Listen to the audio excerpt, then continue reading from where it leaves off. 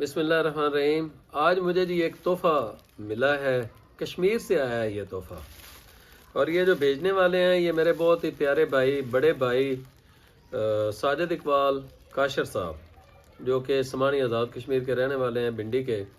انہوں نے مجھے بیج بھیجا ہے، اور بیج وہ بھیجا ہے کہ جو میری بڑے عرصے سے تمنا تھی کہ مجھے یہ بیج اگر ملے تو میں اس کو پاک پتن کے ایریے میں ٹیسٹ کروں کہ یہ آیا ہوتا ہے یا نہیں ہوتا ہے۔ یہ بڑا ہی سخت جان پودا ہوتا ہے، کم پانی کے اوپر بھی ہو جاتا ہے۔ اس کو کہتے ہیں سنتھا وہاں پہ، اور اردو میں کہتے ہیں سانتھا۔ تو یہ بیج آئے ہیں، ابھی ہم یہ اپنی نرسری کے اندر ان بیج سے پودے اگائیں گے، اور پھر اس کے بعد اس کا رزلٹ لیں گے۔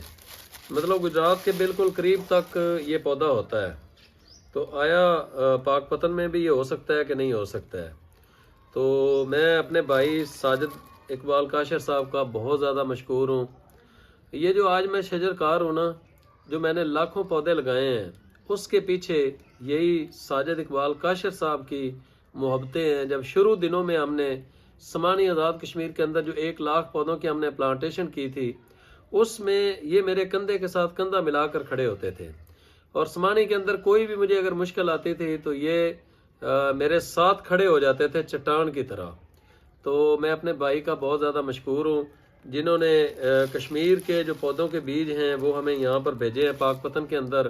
اللہ تعالیٰ آپ کی صحت کے اندر، آپ کی صحت کے اندر بھی برکت دے، صحت والی زندگی عطا فرمائے، بہت ساری خوشیاں عطا فرمائے، اور بار بار آقا کریم صلی اللہ علیہ وآلہ وسلم کے روضہ مبارک اور خانہ کعبہ شریف کا دیدار نصیب فرمائے۔ تو دوستو، آپ بھی ہمیں اس طرح کے جو بیج ہیں، خصوصی طور پر کراچی کی طرف جو دوست ہیں، یا باقی جو ملک کے اندر مختلف جگہوں پر جو دوست رہتے ہیں، ہمیں بیج بھیجیں۔ ہمارے پاس مالی موجود ہیں، ہمارے پاس جگہ موجود ہے، وسائل موجود ہیں، اس کے اندر ہم آپ کے دیے ہوئے بیج کو نہ صرف پودا بنائیں گے بلکہ ان پودوں کو آگے لگا کر درخت بنائیں گے۔ تو سرسبز پاکستان ہماری منزل ہے، اس پاکستان کو سرسبز کرنے میں آپ لوگ بھی ہمارا ساتھ دیں۔ کٹ دے ان کی